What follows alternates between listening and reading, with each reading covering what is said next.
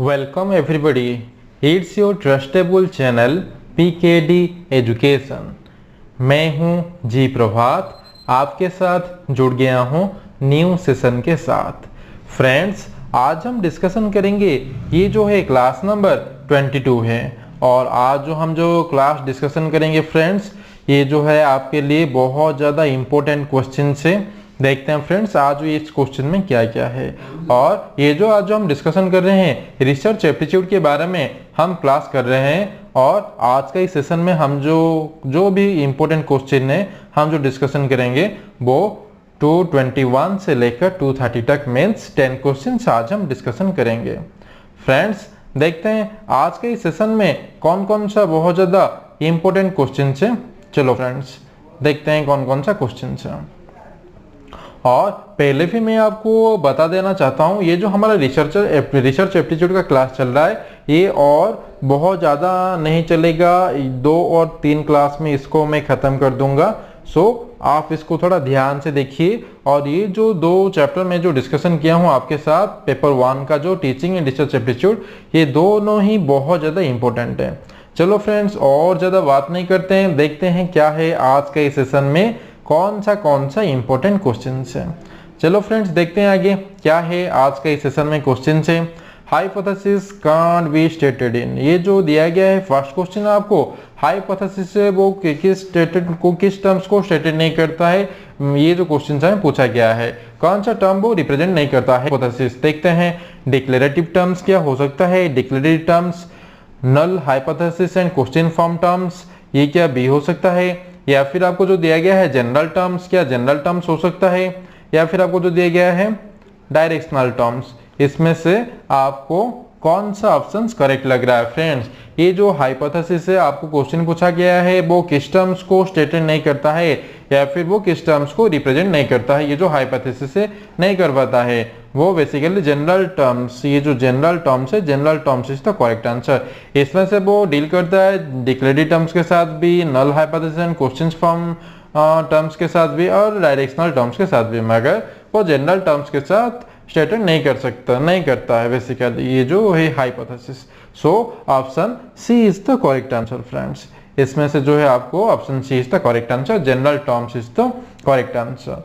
देखते हैं फ्रेंड्स क्या है आप सबके लिए ये जो नेक्स्ट क्वेश्चन आज के इस सेशन में क्या क्या क्वेश्चन है फ्रेंड्स। देखते हैं next question, a null hypothesis is, इसमें जो आपको पूछा गया है नल हाइपोथेसिस क्या है। इसमें से when there is no difference between the variables, इसमें से जो दिया गया है फर्स्ट ऑप्शन, जो वेरिएबल्स है वेरिएबल्स के बीच में कोई भी डिफरेंस नहीं है। नल हाइपोथेसिस का मतलब क्या ये है, the same as research hypothesis, या फिर ये जो रिसर्च हाइपोथेसिस के साथ सेम है फ्रेंड्स, या फिर इसका जो सब्जेक्टिव नेचर है, ये जो फर्स्ट ऑप्शन दिया गया है, या फिर इसका जो सब्जेक्टिव नेचर है, या फिर when there is difference between the variables, या फिर वो डिफरेंस शो करता है जो वेरिएबल्स के साथ में।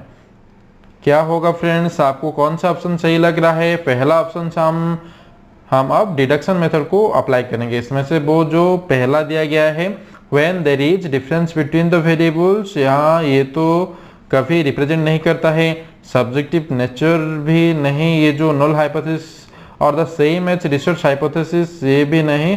Option A is the correct answer इसमें से फ्रेंड्स।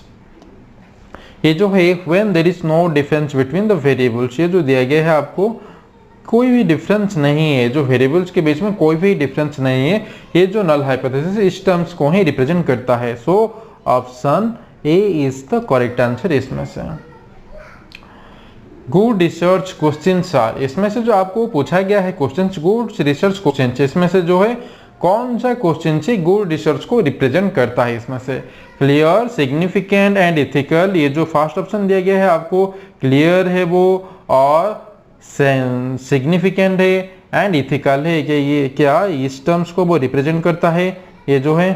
और second feasible, clear, significant and ethical, या फिर वो फिजिबल है, क्लियर है, सिग्निफिकेंट एंड इथिकल है, क्या है वो बी टर्म्स को रिप्रेजेंट करता है या फिर गुड रिसर्च, ये जो इस तरह का क्वेश्चन वो पूछता है बेसिकली।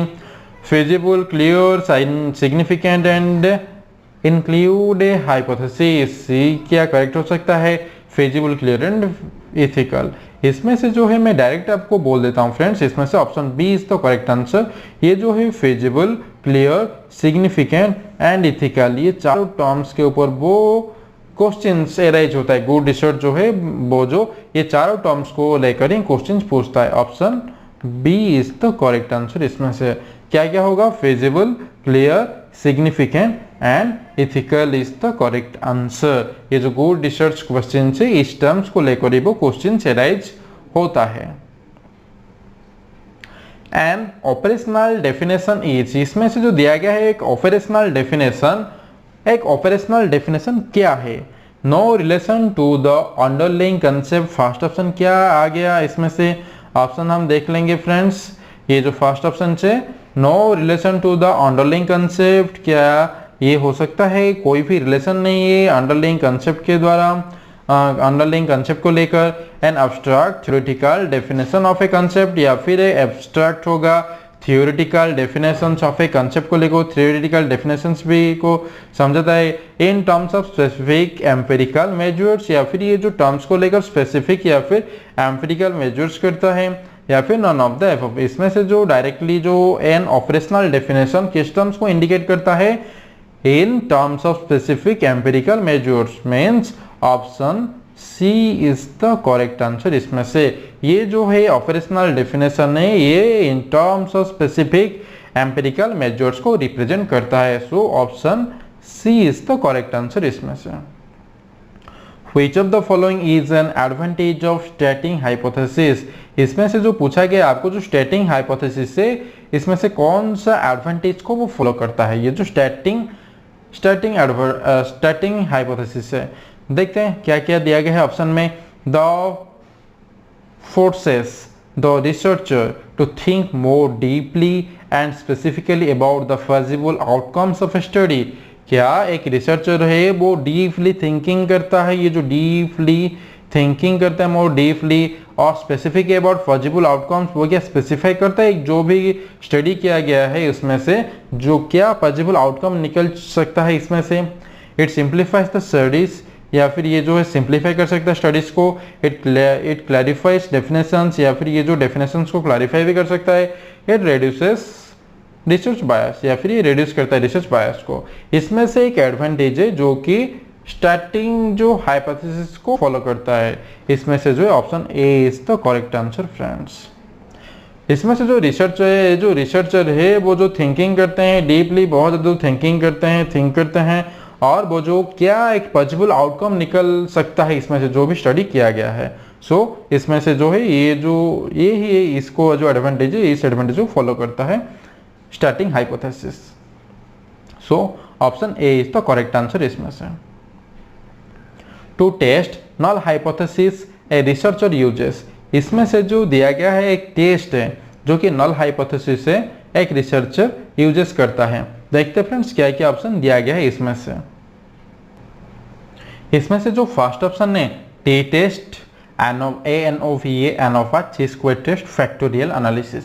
इसमें से जो दिया गया है आपको question to test null hypothesis, अगर हम एक नल हाइपोथेसिस को टेस्ट करेंगे हम रिसर्चर किस टर्म्स को यूज करेंगे? टी टेस्ट को यूज कर सकते हैं क्या? देखते हैं क्या है। एनोवा को भी क्या यूज कर सकते हैं वो, या फिर ची स्क्वायर टेस्ट को यूज कर सकते हैं, या फिर फैक्टोरियल एनालिसिस को यूज कर सकते हैं। इसमें से जो है ये जो C option C is the correct answer. ये जो एक टेस्ट करेंगे नल हाइपोथेसिस को एक रिसर्चर किस टर्म्स को यूज करेंगे, ये जो है option C is the correct answer इसमें से। देखते हैं फ्रेंड्स क्या हो गया है आज इस पेन को। Option C is the correct answer इसमें से।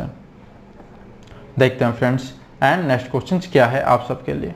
एटीट्यूड्स ऑफ सब्जेक्ट्स, इवेंट्स और things which can be measured are called. इसमें से जो दिया गया है एटीट्यूड्स ऑफ सब्जेक्ट्स का जो एट्रीब्यूट्स है, जो एटीट्यूड ने एट्रीब्यूट्स है, किस तरह के एट्रीब्यूट्स है, इवेंट्स और things which can be measured is called. इसमें से जो मेजर किया जाता है, जो मेजर किया जाता है कौन, इसको क्या बोला जाता है? एट्रीब्यूट्स ऑफ सब्जेक्ट्स, इवेंट्स और things which can be measured. ये जो टर्म्स, ये सारे टर्म्स दिया गया है, इसको जो मेजर किया जाता है वो किस टर्म्स को क्या बोला जाता है? इसमें से जो है क्वालिटेटिव मेजर्स, ये जो फर्स्ट ऑप्शन दिया गया है आपको qualitative measures and second option data, third option variables, fourth option none of the. इसमें से जो बोला जाता है उसको वेरिएबल्स बोला जाता है, variables. Option C is the correct answer इसमें से। ये जो एट्रीब्यूट्स ऑफ सब्जेक्ट्स है, इवेंट्स है, थिंकिंग्स है, इससे जो व्हिच कैन बी मेजर्ड, इसमें जो मेजर किया जाता है उस टर्म्स को बेसिकली जो वेरिएबल्स बोला जाता है। So option C is the correct answer. Which of the following can best be described as categorical variables.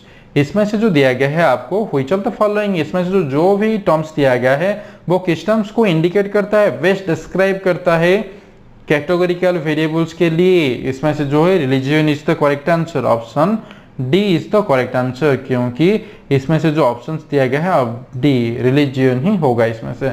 इस टर्म्स को जो बेस्ट डिस्क्राइब करने के लिए जो कैटेगोरिकल वेरिएबल्स है हम रिलीजन्स को ही ले सकते हैं, यही एक बेस्ट तरीके से इसको डिस्क्राइब कर सकता है। Option D is the correct answer friends आज हम आ गए हैं हमारा जो सेकेंड लास्ट क्वेश्चन से। देखते हैं ये जो सेकेंड लास्ट क्वेश्चन में क्या दिया गया है। इससे पहले मैं आपको बोल देता हूँ फ्रेंड्स, और मैं जो हमेशा आपको बोलता हूँ हमें भी थोड़ा मोटिवेट कर दीजिए, और मोटिवेट करने के लिए जो क्लास चल रहा है आप इसको सिर्फ शेयर कर दीजिए। और अगर अच्छा लगता है, अगर आपको बहुत ज़्यादा अच्छा लगता है ये क्लास, फिर आप मुझे कमेंट में भेज दीजिए और लाइक भी कीजिए। मगर उससे पहले आप जो भी क्लास हमारा देखते हैं, आपका जो भी सोशल मीडिया प्लेटफॉर्म में आप जिसको भी यूज़ करते हैं उसके थ्रू से आप हमारे चैनल या फिर हमारे क्लास को प्रमोट कीजिए थोड़ा, अगर आप हमें मोटिवेट करना चाहते हैं। देखते हैं फ्रेंड्स क्या है आज का ये second last question. The experimental studies are based on, इसमें से जो एक्सपेरिमेंटल स्टडीज है वो किसके ऊपर बेस है। जो एक्सपेरिमेंटल स्टडीज है, the manipulation of the variables, conceptual क्या दिया गया, कंसेप्चुअल पैरामीटर्स, और फिर एप्लीकेशंस ऑफ रिसर्च, या फिर सर्वे ऑफ लिटरेचर। ये जो दिया है सर्वे ऑफ लिटरेचर, आपको इसी तरह से 4 ऑप्शन दिया गया है। जो एक्सपेरिमेंटल स्टडीज है वो किसके ऊपर बेस है। सर्वे लिटरेचर ये तो कोई भी बात नहीं, एप्लीकेशंस ऑफ रिसर्च ये भी कोई भी बात नहीं हो सकता, कंसेप्चुअल पैरामीटर्स ये तो नहीं हो सकता, कंसेप्चुअल पैरामीटर्स के बारे में बोला गया है। The manipulation of variables is the correct answer.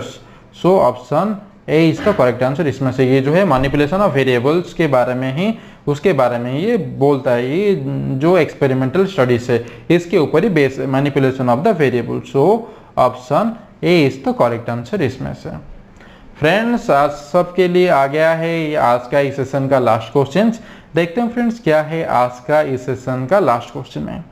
The manipulated independent variable is called, इसमें से जो आपको दिया गया है ये जो मैनिपुलेटेड इंडिपेंडेंट वेरिएबल को क्या बोला जाता है, इसमें से क्या होगा इसमें से फ्रेंड्स। ये जो a manipulated independent variable is called, इसको एक्सट्रेनियस वेरिएबल क्या बोला जाता है, या फिर इंटरवेनिंग वेरिएबल बोला जाता है, या फिर subject variable and active variable. आपको इस तरह का 4 ऑप्शन दिया गया है। इसको कौन क्या बोला जाता है, ये जो वेरिएबल है, ये जो मैनिपुलेटेड इंडिपेंडेंट वेरिएबल, इस टर्म्स को क्या बोला जाता है। एक्सट्रेनियस वेरिएबल नहीं बोला जाता है, इंटरवेनिंग वेरिएबल भी नहीं बोला जाता है, और सब्जेक्ट वेरिएबल भी नहीं हो सकता है। इसको सिर्फ और सिर्फ बोला जाता है active variable is the correct answer. ये जो आपको थोड़ा याद रखना पड़ेगा। ये जो फ्रेंड्स दिया गया है आपको एक मैनिपुलेटेड, आपको दिया गया है एक मैनिपुलेटेड फ्रेंड्स सॉरी, ये जो आपको दिया गया है मैनिपुलेटेड इंडिपेंडेंट वेरिएबल, इसको बोला जाता है एक्टिव वेरिएबल के नाम की जाना जाता है। सो ऑप्शन सॉरी फ्रेंड्स, ये जो ऑप्शन दिया गया आपको option D is the correct answer इसमें से। सॉरी फ्रेंड्स, ये जो आपको दिया गया option D is the correct answer इसमें से क्या है फ्रेंड्स। देखते हैं ये जो option D is the correct answer, active variable इसको बोला जाता है। So option D is the correct answer. ये था फ्रेंड्स आज का 10 क्वेश्चंस, बहुत ज़्यादा इंपॉर्टेंट है एग्जाम पॉइंट ऑफ व्यू को लेकर। और इसके बाद मैं और 3 और 4 सेशंस आपके लिए लाऊंगा रिसर्च एप्टीट्यूड के लिए, और इसके बाद मैं डायरेक्टली स्टार्ट करूंगा आपका कॉमर्स का रिलेटेड जो भी आपका सिलेबस में है वो सभी टर्म्स में एक साथ ही इंपॉर्टेंट क्वेश्चन लेकर आऊँगा, और आपको डेली बेसिस में थोड़ा ट्राई करूंगा और ज़्यादा क्वेश्चंस लेकर आने के लिए। 10 के बदले 15 या फिर डेली बेसिस में 20 क्वेश्चन जैसे मैं कवर कर सकता, इसी के लिए मैं जल्द ही लेकर आऊँगा। सो फ्रेंड्स आप इस चैनल को सब्सक्राइब कीजिए, लाइक कीजिए, और आपका जो भी कुछ डाउट है या फिर आपको और जल्द क्लास चाहिए पर डे 1 या फिर डेली बेसिस में अगर आपको क्लास चाहिए मुझे कमेंट में बोल दीजिए, और अगर आपको कॉमर्स भी की क्लास भी अगर चाहिए फिर मुझे बोल दीजिए। फ्रेंड्स मैं जल्द से जल्द आपके लिए ट्राई करूँगा ये सब क्लास लाने के लिए। So thank you friends, take care, all the best.